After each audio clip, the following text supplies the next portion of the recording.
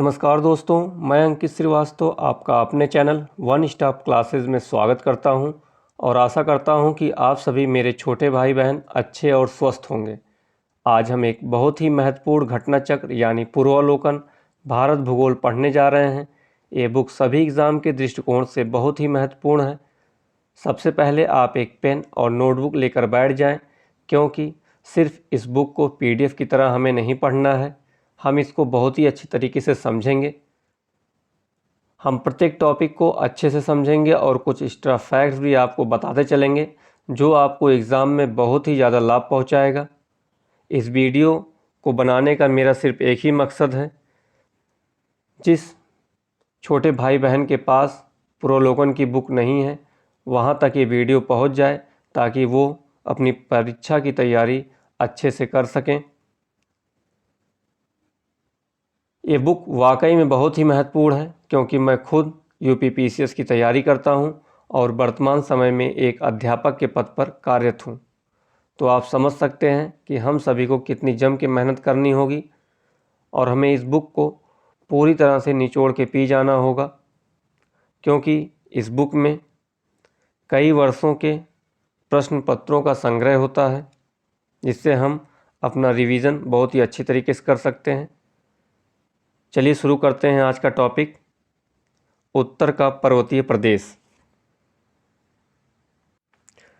भारत की उत्तरी सीमा पर विस्तृत हिमालय के भूगर्भिक रूप से युवा एवं बनावट के दृष्टिकोण से नवीन पर्वत श्रृंखला है। कहने का मतलब है कि भारत की उत्तरी सीमा पर विस्तृत है हिमालय। हिमालय कहाँ है? भारत के उत्तरी सीमा पर। भूगर्भीय रूप से युवा है एवं बनावट की दृष्टि से नवीन वलित पर्वत श्रृंखला है। ये पर्वत श्रृंखला पश्चिम पूर्व दिशा में सिंधु से लेकर पश्चिम पूर्व दिशा में सिंधु से लेकर ब्रह्मपुत्र तक फैली हुई है। इसका जो विस्तार है यहाँ सिंधु नदी से लेकर ब्रह्मपुत्र नदी तक ये फैली हुई है। हिमालय विश्व की सबसे ऊंची पर्वत श्रृंखला है, पर्वत श्रेणी है। हिमालय लगभग 2500 किलोमीटर की लंबाई, औसतन चौड़ाई लगभग 240 किलोमीटर में फैलकर अर्धवृत्त का निर्माण करता है। इसकी चौड़ाई कश्मीर में 400 किलोमीटर एवं अरुणाचल प्रदेश में 150 किलोमीटर है। अब मैं आपको बता दे रहा हूँ, मान लीजिए मेरा भारत, ये अपना भारत बन गया। यहाँ से जो पर्वत श्रृंखला हिमालय के जा रही है, तो यहाँ जो यहाँ पश्चिम में चौड़ाई इसकी ज़्यादा है, अरुणाचल प्रदेश में आते आते कम हो जाती है। यानी आप जब जम्मू कश्मीर साइड देखेंगे तो इसकी जो चौड़ाई है वो 400 किलोमीटर तक है, और जब आप पूरब में इधर आएंगे अरुणाचल प्रदेश तो इसकी चौड़ाई 150 किलोमीटर रह जाती है। भारत के प्रमुख हिमालयी राज्य केंद्र शासित प्रदेश जम्मू और कश्मीर, लद्दाख, हिमाचल प्रदेश, उत्तराखंड, सिक्किम, अरुणाचल प्रदेश, मेघालय, मणिपुर, मिजोरम, त्रिपुरा है। यानी इतने राज्यों से होकर हिमालय पर्वत गुजरता है। इसके अलावा असम और पश्चिम बंगाल के पहाड़ी क्षेत्र भी इसके अंतर्गत ही आते हैं। जो छोटे मोटे पहाड़ियाँ हैं वो भी इसी के अंतर्गत आते हैं। हिमालय के पश्चिमी भाग की अपेक्षा पूर्वी भाग की ऊंचाई में अधिक विविधता पाई जाती है। यानी जो पश्चिमी भाग है उसकी अपेक्षा पूर्वी भाग की ऊंचाई ज़्यादा है, क्योंकि इस साइड की जो चौड़ाई है वो 400 है और इधर आते आते 150 हो। जब चीज़ें यहाँ पतली हो गई तो यहाँ ऊंचाई ज़्यादा मिलेगी आपको पूर्वी साइड में। हिमालय को निर्माण की आयु के आधार एवं वलय की तीव्रता के आधार पर 4 समांतर संरचनात्मक क्षेत्रों में बांटा जा सकता है। अब देख लेते हैं कौन कौन से। ट्रांस हिमालय, तिब्बत का क्षेत्र, बृहद हिमालय, महान हिमालय, लघु हिमालय, मध्य हिमालय और बाह्य या उप हिमालय शिवालिक। चलिए आपको हम और डिटेल से बता देते हैं। जब आप उत्तर साइड से देखेंगे तो पहले ट्रांस हिमालय पड़ेगा, फिर बृहद हिमालय पड़ेगा, महान हिमालय, ग्रेटर हिमालय जिसको बोलते हैं, फिर लघु हिमालय पड़ेगा, मध्य हिमालय, फिर नीचे बाह्य या उप हिमालय जिसको शिवालिक बोलते हैं। तो सबसे ऊपरी हिस्सा जो है ट्रांस हिमालय का है, फिर ग्रेटर हिमालय या हिमाद्री जिसको बोलते हैं, फिर मिडिल हिमालय, मध्य हिमालय, और जो नीचे है उसको बोलते हैं बाह्य या उप हिमालय जिसे शिवालिक बोलते हैं। उत्तर से दक्षिण क्रम में भी लगाने को आता है तो ऐसे ही लगेगा। हिमालय का उपयुक्त अनुदैर्ध्य विभाजन उत्तर से दक्षिण क्रम में है। ट्रांस हिमालय का अंतिम रूप से उत्थान क्रेटेशियस टर्शियरी काल तक हुआ था। इस प्रकार यह हिमालय की सबसे प्राचीन श्रेणी है। हिमालय अन्य श्रेणी का उत्थान टर्शियरी काल के विभिन्न युगों में हुआ है, जिसमें बृहद हिमालय या महान हिमालय हिमालय की दूसरी प्राचीन श्रेणियां हैं, जिसका निर्माण ओलिगोसिन युग में हुआ है। इसके पश्चात लघु हिमालय श्रेणी का निर्माण मध्य मायोसिन युग में तथा शिवालिक सबसे नवीनतम श्रेणी का निर्माण प्लायोसिन युग में हुआ है। अगर सबसे नवीनतम श्रेणी पूछा जाए तो शिवालिक है। आगे चलते हैं। हिमालय के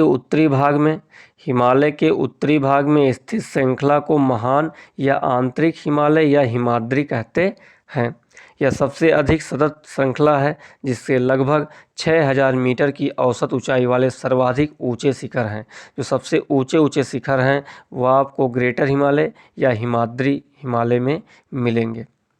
औसतन ऊंचाई 6000 मीटर तक की होती है। आप यहाँ देख सकते हैं,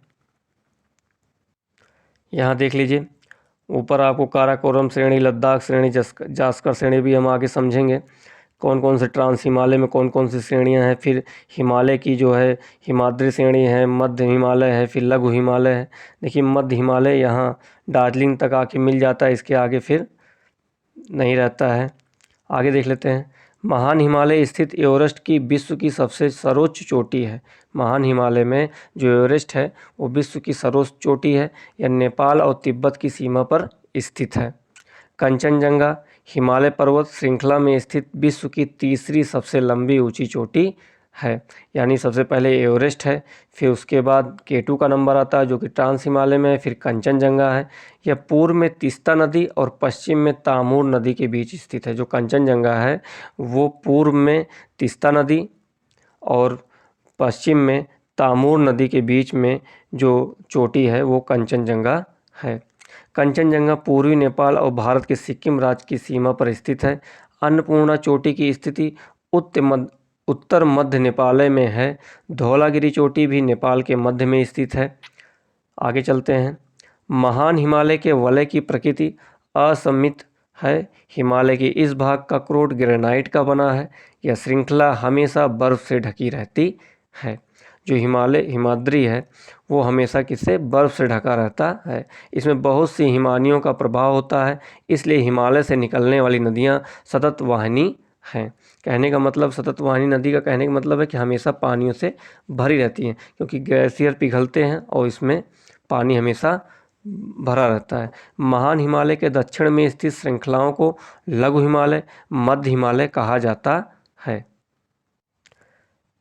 इसलिए हिमालय से निकलने वाली नदियाँ सततवाहिनी हैं। महान हिमालय के दक्षिण में स्थित श्रृंखलाओं में लघु हिमालय और मध्य हिमालय, जिसे लघु हिमालय भी कह सकते हैं, मध्य हिमालय भी कहा जाता है। इसका निर्माण मुख्यतः अत्यधिक संपीड़ित एवं पर्वतीय शैलों से हुआ है। इसकी ऊंचाई 3700 मीटर से 4500 मीटर के बीच तथा चौड़ाई 60 से 80 किलोमीटर के मध्य है। मध्य हिमालय में पीर पंजाल श्रृंखला सबसे लंबी है। धौलाधर एवं महाभारत श्रृंखलाएं भी महत्वपूर्ण हैं। इसकी श्रृंखला में कश्मीर घाटी तथा हिमाचल के कांगड़ा एवं कुल्लू घाटियां स्थित हैं। जैसे जो ग्रेटर हिमालय गया है वो कहीं उसकी श्रृंखला टूटी नहीं है, लेकिन जो मध्य हिमालय गया है वो बीच बीच में टूटी फूटी हैं। बीच बीच में आपको ये घाटियां मिल जाएंगी, क्योंकि ग्रेटर हिमालय एकदम कहीं से बीच में नहीं टूटा हुआ है, लेकिन जो मध्य हिमालय है वो बीच बीच में से ऐसे टूटा हुआ है। हिमालय की सबसे बाहरी श्रृंखला को शिवालिक कहा जाता है। इसकी चौड़ाई 10 से 50 किलोमीटर है तथा ऊंचाई 9 से 1100 मीटर के बीच में, जो औसत ऊंचाई है वो 9 से 1100 मीटर के बीच है। ये श्रृंखला उत्तर में मुख्य हिमालय की श्रृंखला से नदियों द्वारा लाई गई असंपीड़ित अवसादों से बना है। निम्न हिमालय, लघु हिमालय तथा शिवालिक के बीच में स्थित लंबवत घाटी को दून के नाम से जाना जाता है। यानी कि निम्न हिमालय तथा शिवालिक के बीच में जो लंबवत घाटियां हैं उनको दून के नाम से जाना जाता है। कुछ प्रसिद्ध दून हैं देहरादून, कोटली दून तथा पाटली दून। शिवालिक क्षेत्रों के गिरिपथ क्षेत्र में पश्चिम में सिंधु से पूर्व में तीस्ता के बीच फैले समतल मैदान को भाबर कहा जाता है। शिवालिक क्षेत्र के गिरिपथ मतलब शिवालिक से लगा हुआ जो क्षेत्र है, सिंधु से लेकर तीस्ता नदी तक, जो शिवालिक के एकदम नज़दीक जो सटा हुआ है, गिरिपथ मतलब एकदम शिवालिक से उतरते ही जो मैदान पड़ता है उसको भाबर कहा जाता है। यह समानता 8 से 16 किलोमीटर चौड़ी हिमालयी नदियों द्वारा अचानक के जमाव से निर्मित मेखला है। कंकड़ और बजरी की सांद्रता इतनी अधिक होती है कि समची नदी इसमें लुप्त हो जाती है। इतने कंकड़ पत्थर बड़े बड़े रहते हैं कि जो नदियाँ आती हैं, हिमालयी नदियाँ आती हैं, वो इसमें दिखाई नहीं देती हैं और धरातल पर केवल सूखी घाटी ही दिखाई पड़ती है। भाबर दक्षिण में 15 से 30 किलोमीटर चौड़ी दलदली क्षेत्र फैला हुआ है, जिसे तराई कहते हैं। जो क्षेत्र भाबर के दक्षिण में 15 से 30 किलोमीटर चौड़ा दलदली क्षेत्र फैला हुआ है उसे तराई कहा जाता है। मतलब शिवालिक के नीचे भाबर से फिर आप दक्षिण में नीचे की ओर आएंगे, 15 से 30 किलोमीटर चौड़ा दलदली क्षेत्र जो होता है उसे तराई कहते हैं। महान हिमालय के उत्तर में ट्रांस हिमालय स्थित है। पामीर की गांठ ट्रांस हिमालय में ही स्थित है। जो पामीर की गांठ है तिब्बत में, वो ट्रांस हिमालय में ही स्थित है। काराकोरम, लद्दाख और जास्कर पर्वत श्रेणियाँ ट्रांस हिमालय का ही भाग हैं। अभी हमने आपको बताया कि ये जो ऊपर देख रहे हैं ट्रांस हिमालय, इसकी जो श्रेणियाँ हैं उसमें एक हो गया काराकोरम, एक हो गया लद्दाख और एक हो गया जास्कर। ये 3 श्रेणियाँ ट्रांस हिमालय के अंतर्गत आती है। हिंदू धर्म का पवित्र कैलाश पर्वत ट्रांस हिमालय पर्वतमाला के पश्चिम हिस्से में स्थित है। जो हिंदू धर्म का पवित्र कैलाश पर्वत है ट्रांस हिमालय के पर्वतमाला के पश्चिम हिस्से में स्थित है। आगे चलते हैं। हिमालय को पश्चिम से पूर्व तक स्थित क्षेत्रों के आधार पर भी विभाजित किया गया है। जो हिमालय है उसको पश्चिम से लेकर पूर्व तक स्थित क्षेत्रों के आधार पर भी विभाजित किया गया, यानी जो हिमालय ऐसे जा रहा है इसको अब कुछ क्षेत्रों में ऐसे बांट दिया गया। इस क्षेत्र को अलग नाम दे दिया गया, इस क्षेत्र को अलग, इस क्षेत्र को अलग नाम दे दिया गया है। उदाहरण के लिए सतलज एवं सिंधु के बीच स्थित हिमालय के भाग को पंजाब हिमालय के नाम से जाना जाता है। अब देखिए नदियों के हिसाब से कैसे, जैसे ये हिमालय जा रहा है तो सिंधु नदी यहाँ से गई और फिर यहीं कहीं से सतलज गई है तो इस वाले क्षेत्र को हम कहेंगे पंजाब हिमालय। फिर आगे देखते हैं।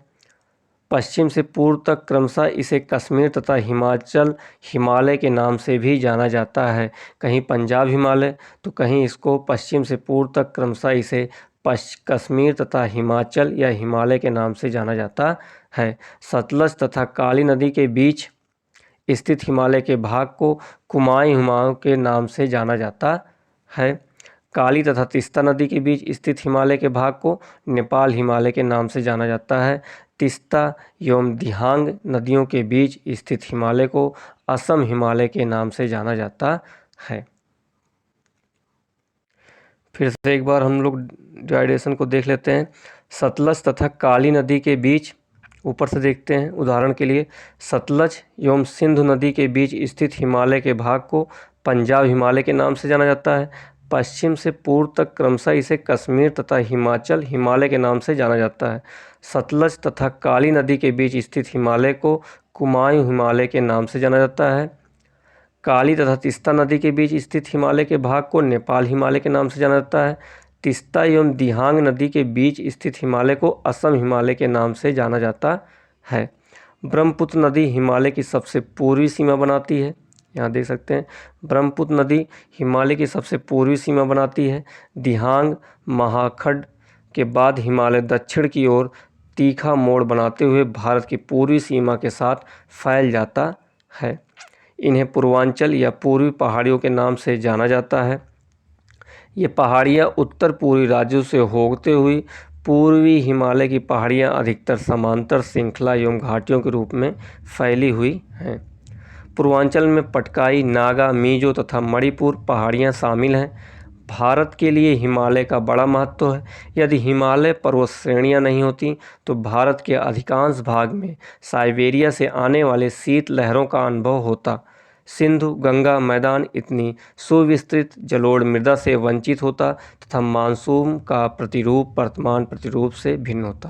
कहने का मतलब अगर हिमालय यहाँ नहीं होता तो इस जगह से जो साइबेरियन हवा आती ठंडी, तो यहाँ के जो लोग रहते वो हमेशा बर्फ़ से ही ढके रहते, इतनी ज़्यादा ठंडी पड़ती।